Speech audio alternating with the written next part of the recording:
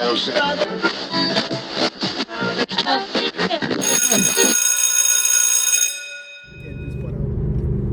whatever. Good morning, St. Louis. Welcome back to another episode of Who's Talk Mobile, where conversations get deep and intellectual. Y'all know this face, Artemis Caldwell, founder and CEO of Who Is, one of the best nonprofit organizations out there, Freshly New LLC. Got some big things coming up, so remember this face. Y'all know my co-host. Long time no see. Hey, with episodes popping out, doing this thing with the real estate. Yes, sir. Goddamn. Yes, sir. Coach, founder, CEO, Flip St. Louis. We solve real estate problems. We buy your house, we solve your problem behind no taxes, foreclosures, things like that. Yeah, that's what we do. It's real estate. Yeah, y'all already know. One of the always returning guests. You ain't even know guests no more, bro. You might as well just say you got permanent seat, right?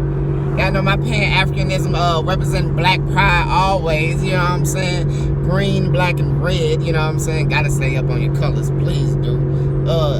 Cam Hykes, everybody. What's up, y'all? Handsome. So y'all, this episode want to get together and for real, talk with y'all on the voting, like everything that's going on. For real, 2020 been a year. 2020 been a year. So, like, and we finna wrap it, like, we finna close it off with, like, the election. We done lost Kobe. We done lost, Chadwick. We R. Kelly in jail. They trying to take the crates down. Like, it's, man, so much is going on, bro. But, like, so, I don't even know how to get a footing on it. So, to close this year out, what is it that y'all, like, for black people and all this going on, George Floyd, what is it that y'all think we need to be focused on as a community? I know that's always, like, a returning question on the show, but, like, as a community, what is it that we need to be focusing on, like, at the end of the year now? You got a game? I'll go. So, man, what I think we need to be focusing on is tangibles and getting things really changed in our favor. Like, for example, I just rewatched the whole the presidential debate yesterday, and I made sure that I paid specific attention to the part when they brought up Black America. Yeah. And notice how they talk about Black Americans, or how they talk when they bring up Black Americans. It's never really a too serious conversation. It's more so bringing up like blanket issues, like what was one of the things that they brought up? Yeah, they really didn't even bring up too many issues in the presidential election as far as it comes to black people. They did mention George Floyd, they did mention Breonna Taylor and everything like that, but they didn't really talk about anything serious. They kind of just the whole debate was just a shit show between Trump and Biden, just the whole back and forth. But when they talk about us, they don't talk about anything having to do as far as making real change. Like when they did bring up George Floyd, when they did bring up Breonna Taylor, they were talking about racial sensitivity training. Yeah. Not one time do you hear them talk about just punishing the police officers who commit these acts and punishing the people who commit these acts. Yeah. Never once do you hear people say that. It was like brushed over. It was like, yeah, this happened, but now how can we prevent it from happening again? Right, and whenever we hear things like police reform, racial sensitivity training, or community relationship building and things like that, all of that is just a con game to say that we're not going to do anything about police killing you guys with impunity, or police wrongfully killing black people.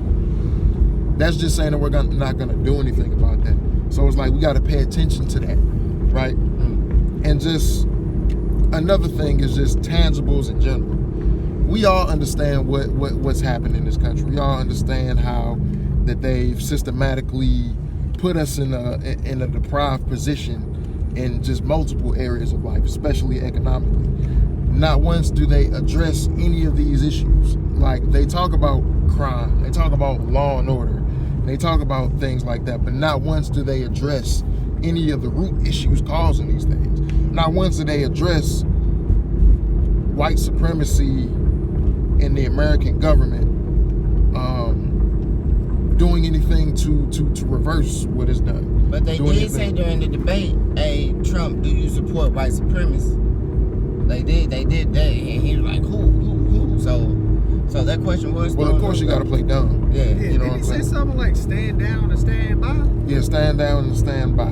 Yeah, but he was talking about his... He was talking about the Proud Boys. Yeah.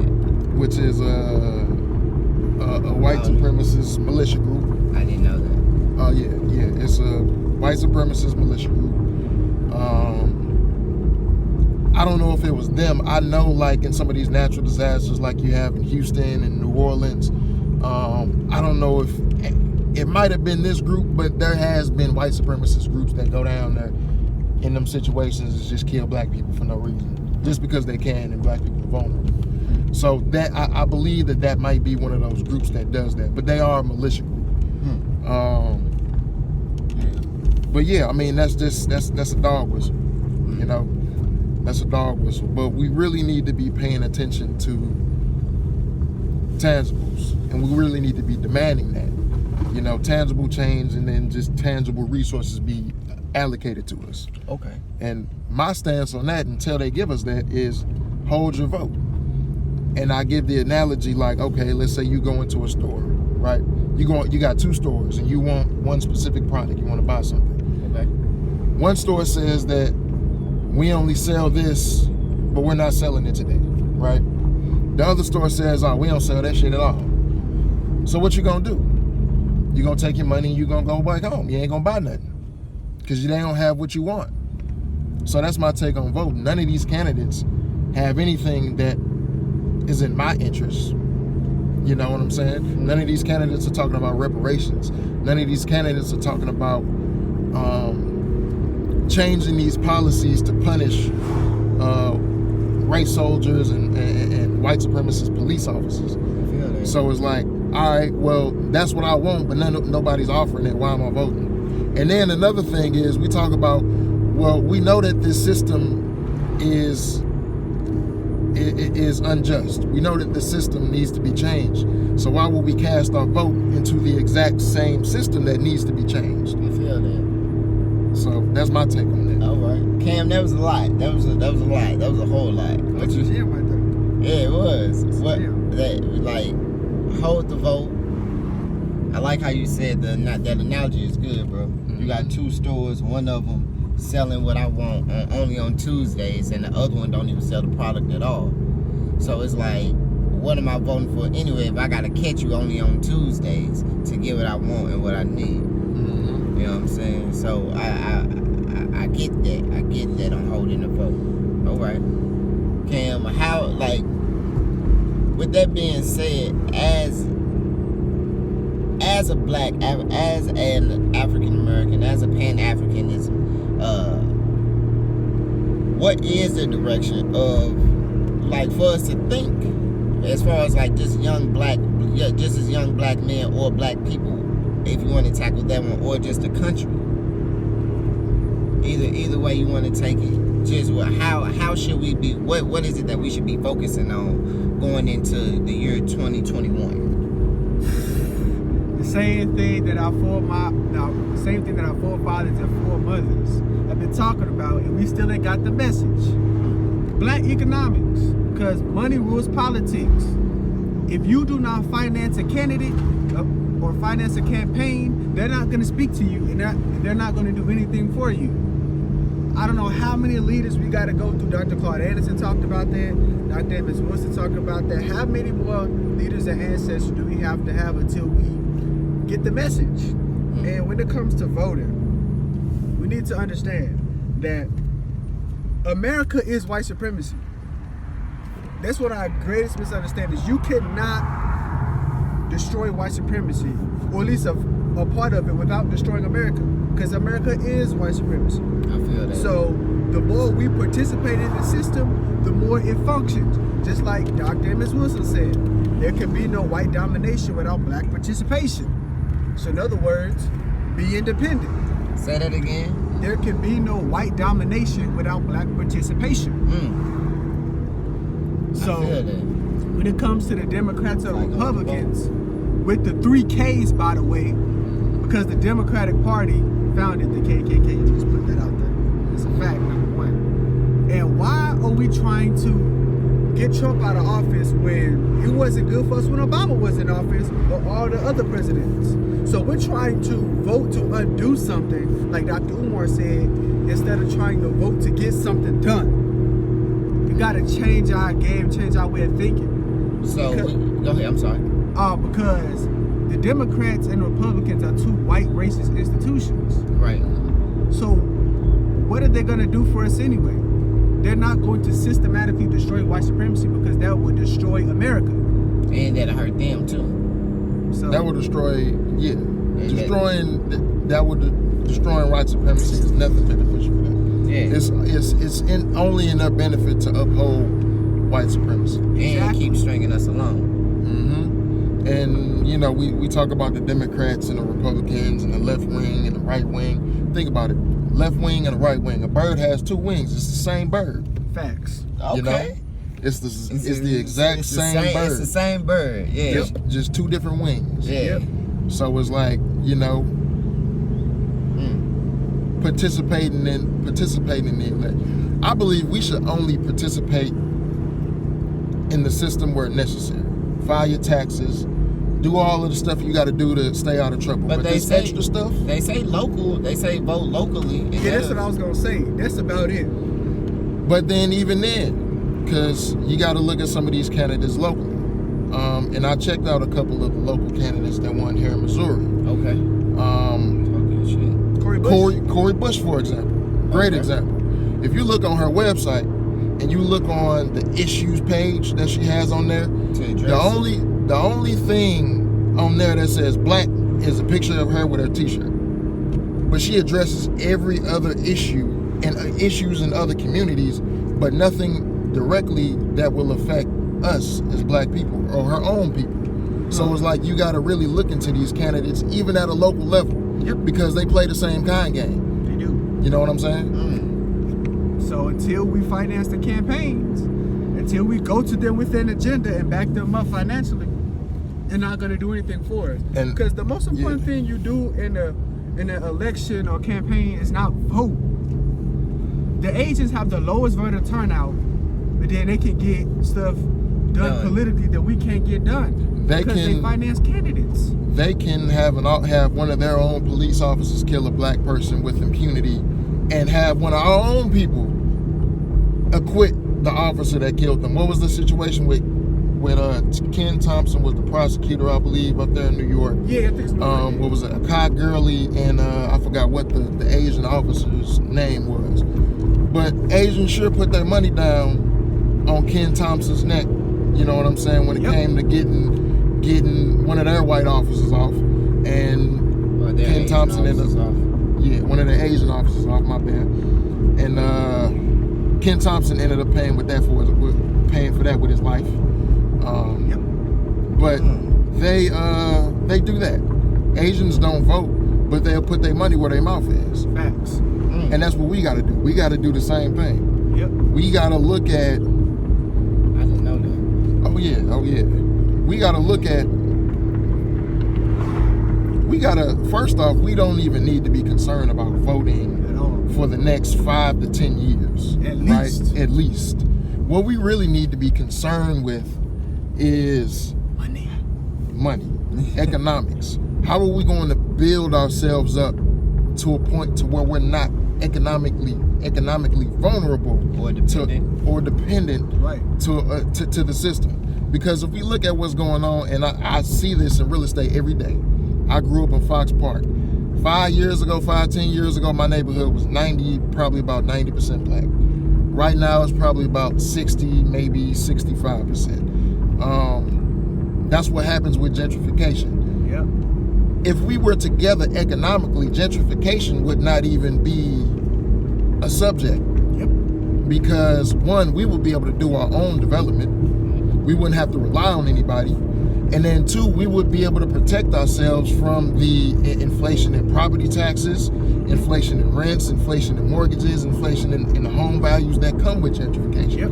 We'd be able to protect ourselves from that. So until we have ourselves together economically, we don't need to be focused on voting. We don't need to be focused on integration. We don't need to be focused on intersectionality. We don't need to be focused on any of that until we get our money straight. Facts.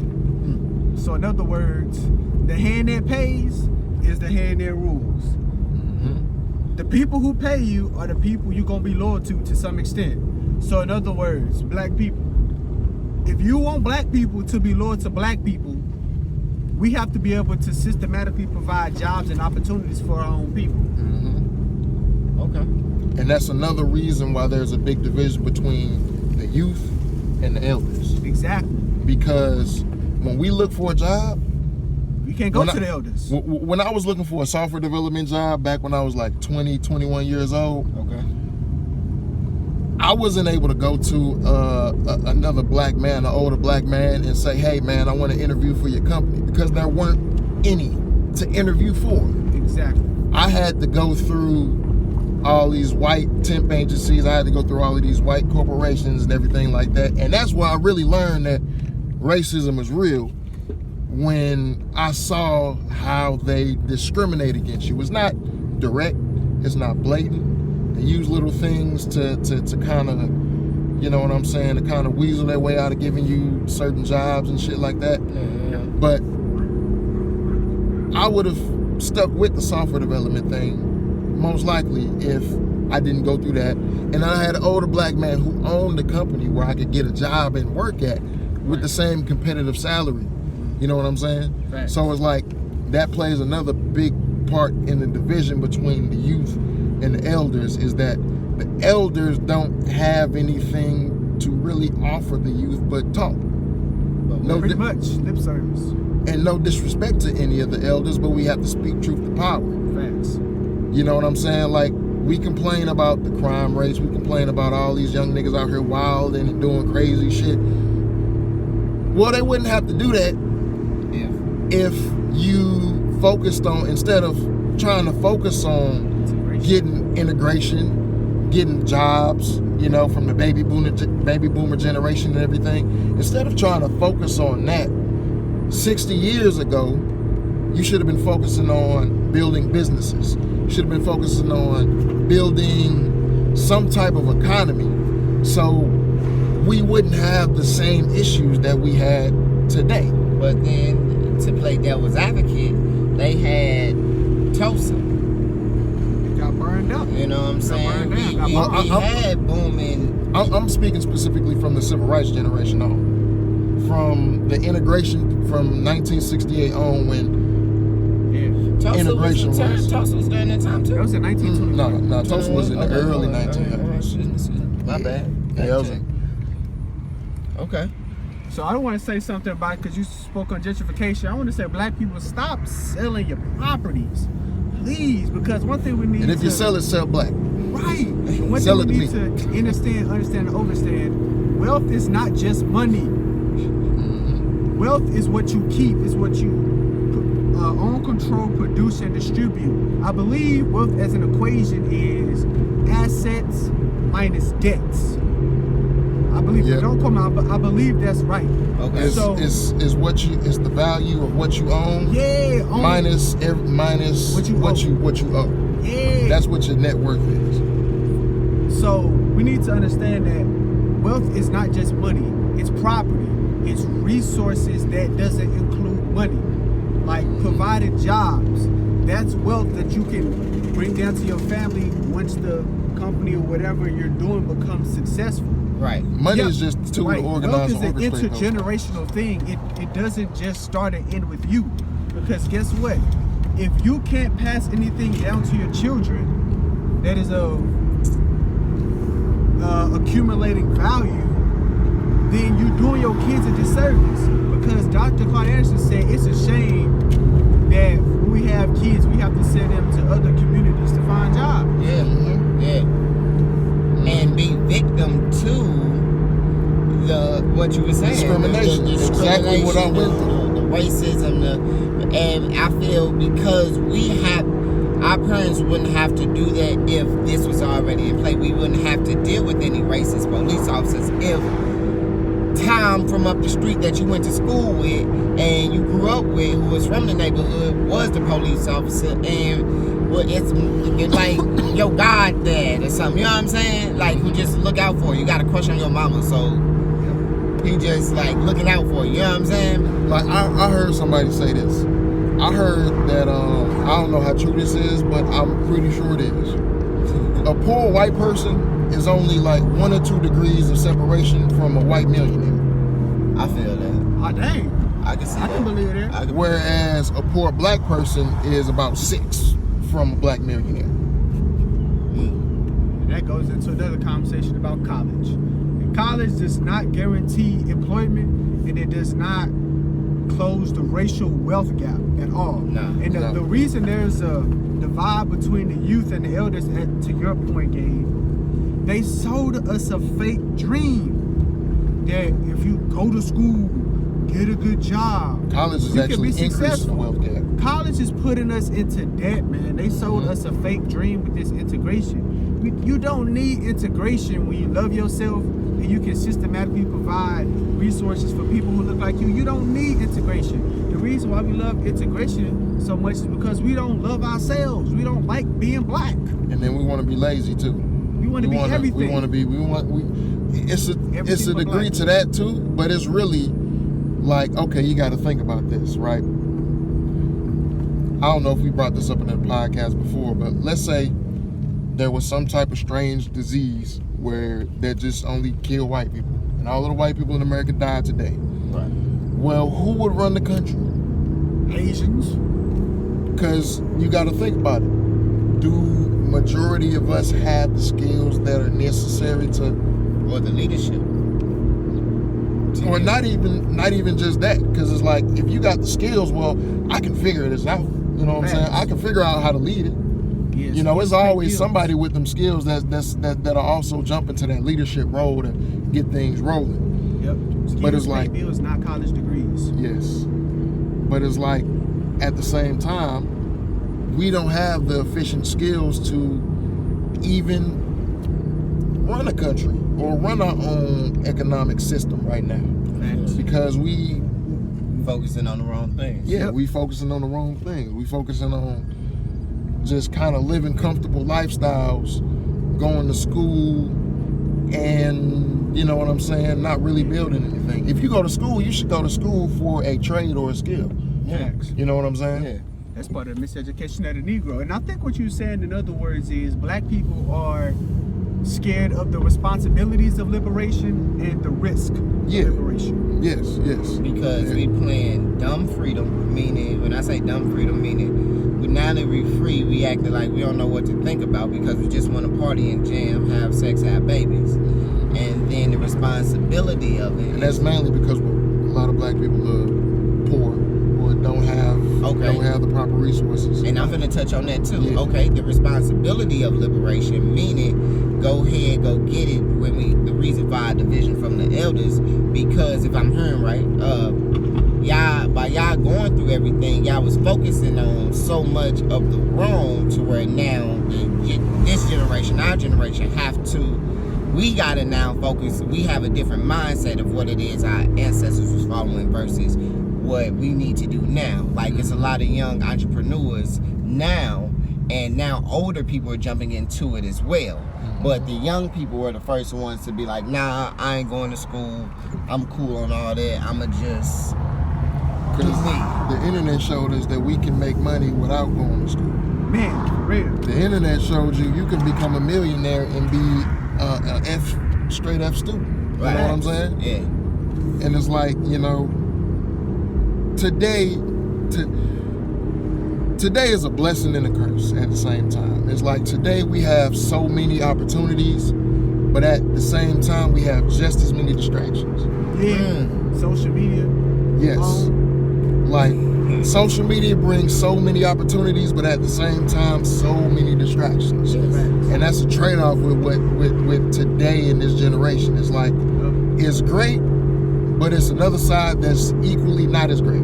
Yep. Right. You know what I'm saying? That's equally as detrimental. So it's like, you got to focus on which side that you want. You can only, and I'm a firm believer, it's only two sides to everything. There's never no straight in the middle or nothing like that. It's only one or the other. So it's like, which one, what are we going to be focused on? Distractions or opportunity?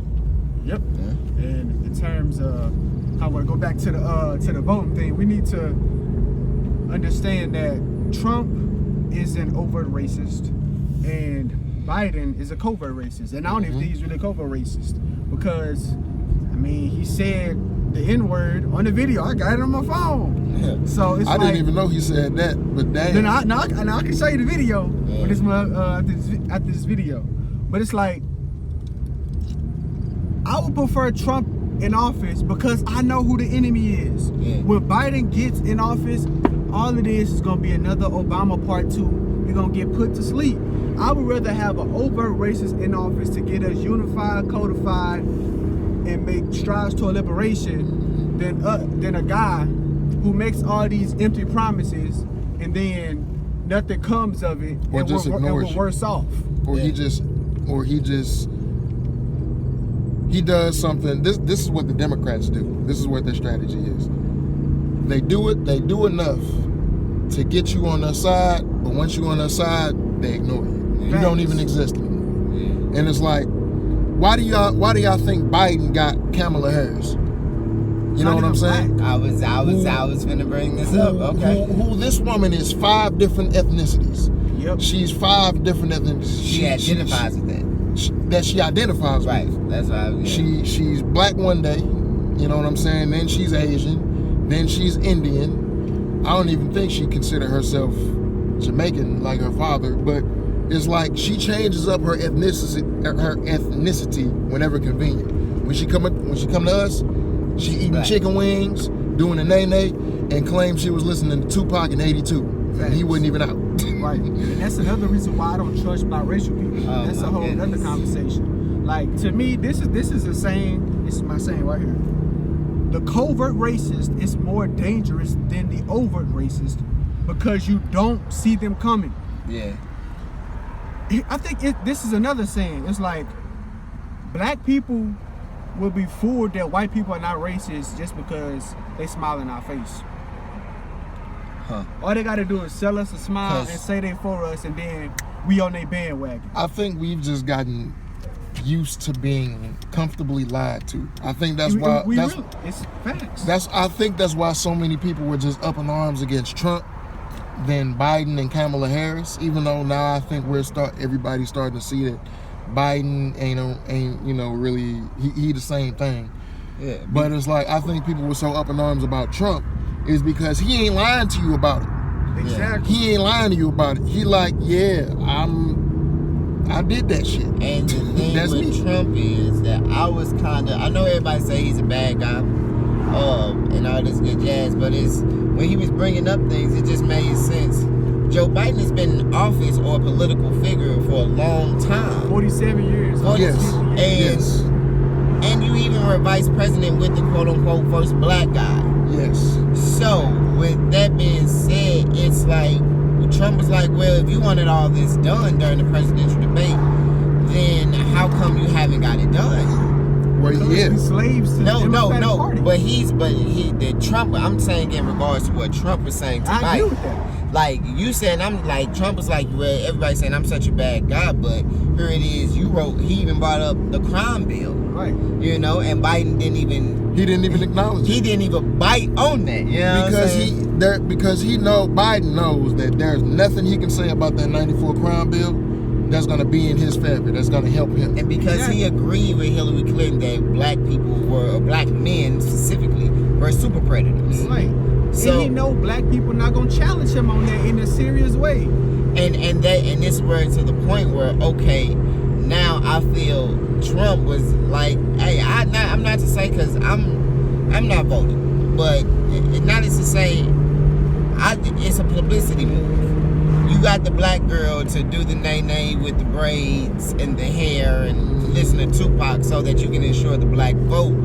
But when, like you said, black people not going to challenge him on it, but here it is, Donald Trump he's the whistleblower for, hey, Black America, I think y'all should listen to this part. You know what I'm saying? Because Trump even, not to say that he was correct or right, but he was like, I didn't do anything to black people. He was like, I've been cool. He's not even a politician. Now, I'll say this. A lot of people. That's Joe Biden.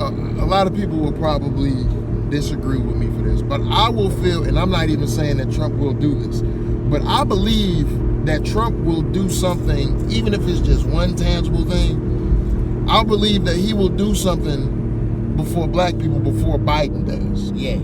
Because I agree with that. Because you got to look at it. Trump is he's a businessman. He might not be a great one, right? But he's a businessman. I wouldn't say that. Great businessman who is now turned president with no degree. But he be defrauding people though. Hey, he be paying people. That ain't big. That ain't good I'm business. just saying. I mean, you know him. I ain't saying he the greatest businessman because he got a lot of failed business. There's no such thing as good publicity or bad. Just publicity. Just saying. But like Trump is a reality TV star. Hey, they say Joe bad Biden things. is a political representative. So if anything, we should be on him harder because he's been in office in politics for over 50 years. Yeah. And he even said, and I quote, every major crime bill that's come out of the Democratic Party since 1977 has the Senator of Delaware on it, meaning himself. So we should be on him harder than Trump. Yeah. That's just me though. So when I said, I didn't mean to say he's not a candidate.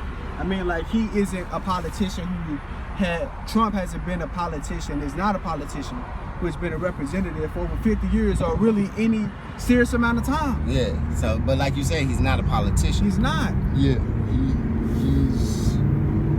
He's a businessman. He's an entrepreneur. Yeah. And I think that, and I said that he would probably be more likely to do something for black people, even if it's just one thing, than Biden would, because I think he understands, like, okay, if black people, and this is if black people don't let up. If black people don't let up, well, okay, I got to give them something. I got to give them something to stop fucking shit up. Yeah. You know what I'm saying? I got to give them something to shut these niggas up. Right, but then we got to read the fine print on what he's saying, because, you know, white people like to write stuff down. Don't trust their word. Yeah. Trust what they do. Yeah. Not trust their word. So if they give us a policy, we need to read the fine print. Yeah. Because they always have a hidden agenda. Because white people have a history of writing treaties and then going back and reneging on what they just wrote. Okay. So now going into the conversation with the black vote, because we dropping a lot of stuff, y'all. So with the black vote, to go into this closing conversation, what? So do we? All right, we don't vote. Okay. What we need to focus on economics. Okay. We don't have, so now the young people are creating a job so that we can focus on the economics on our own deterrent. Okay, got that. What about the white people? What about the integration? What about the future for your kids? What about the future of America? Now, okay, we don't jam with nobody. Now what happens? Now, what happens after? Okay, we don't vote. Nobody. The system has now crashed. No more president. What now should be what's the end now? What's the future look like for that, for blacks? And y'all Gabe, you started first, so I'll say Cam, what you got? Yeah. Okay, I say by that time we need to be a nation within a nation. We need to be independent in all areas of human activity. And by that time, white supremacy needs to be destroyed. Because like I said, white supremacy is America. You can't separate the two. America was founded on white supremacy. So in terms of the future, white supremacy has to go. That's a global system. It has to So all white people must die. I mean, like all I'm gonna say is white people maintain white supremacy. So indirectly or directly, consciously or unconsciously, take that as you will. All right. Hey, what you got? What's the I'll say this: expect the heat to turn up, right? Expect the heat to turn up. Unfortunately, definitely expect things to possibly become more violent. Things may get out of hand, and it's not something that we need to be afraid of. We got to understand that when black people start to do things for ourselves, and we start to send out messages like holding our vote, when we start to send out messages like that, because we got to understand that if as a group we hold our vote, that's going to send out a message that's saying to America that these people are becoming uninvested in the system. Yep. We got to figure out a way to get them back, right? Facts. And they will either try and do that by giving us something that we demand, or they will try and Distract us with something. distract us with something, or they will try and further subjugate us to something, right? Yeah, that's what I mean. So it's like, that's why I'm saying expect things to turn up. But it's like, you gotta, that's the fight. You know what I'm saying? It's a fight. Yep. Somebody gotta live the revolution. Yep. We can't just read about it. Right. So in Yeah. other words, if you're not ready, get ready. And if you are ready, stay ready. But sorry to cut you off. Go ahead, Gabe. Shit, I forgot what I was about to say. But I mean, on a closing note, y'all, it's crazy on the tip of so now we don't vote. Now the word is to move forward, be on the black agenda, be on the same team, and team, if we all stay silent together, we can move together. Real G's move in silence, if they call us gods. You know what I'm saying? Everything's small to a giant. So I feel that the black America is a champion minority in a sense because of our story being so great and what it is that we've came through. And now here it is, we still have our children, us, we still have generations still willing to fight like you got us fucked up. So, and that feeling that you got me fucked up is still evolving to the word, like you just said, it's gonna get even more progressively violent. Well, I know some friends of mine who is like we're like even revolutionists, or let's call them nerds of history, who are extremists in history like myself, who just like, hey, nah, man, I'm finna go grab me a gun because I know police using this, and this is because a lot of people don't know that Martin Luther King had guns, Malcolm X, they knew had guns. So on the same tip, we can't just keep reading about the revolution no more. It's our time the revolution is now. It really is. You know what I'm saying? And there is no revolution without economics. There it is. So yeah, y'all. There's no revolution without a code. That's why I say a leader is not necessary when people are codified and on code. Yeah, most definitely. With that being said, hey y'all, check out the organization Who Is. Go to our website, www.whoisincorp.org, where we dropping all the information. You can find anything you out. Yeah, we out here, man. www.whoisincorp.org. Check it out. Like, subscribe to the video, and let us know what you're thinking, man. We doing our thing. Yeah. I'm out. Y'all know this face. Artemis Caldwell, founder and CEO of Who Is Incorporated, one of the best nonprofits out there. If you don't know, now you do know. This face, y'all know. My co-host, Gabe Coach, Flip St. Louis, do 180s, 360s. You know how he get it done, and he get it good. Cam in the back, always fighting for your rights. Black power. Fight the power, goddamn. And it's always, you know, I don't got on no black, but we got the green, we got the red, and y'all, hey, and we got the black mind. You know what I'm saying? Right. So everybody say black, say beautiful. We out, right? We out. Deuces.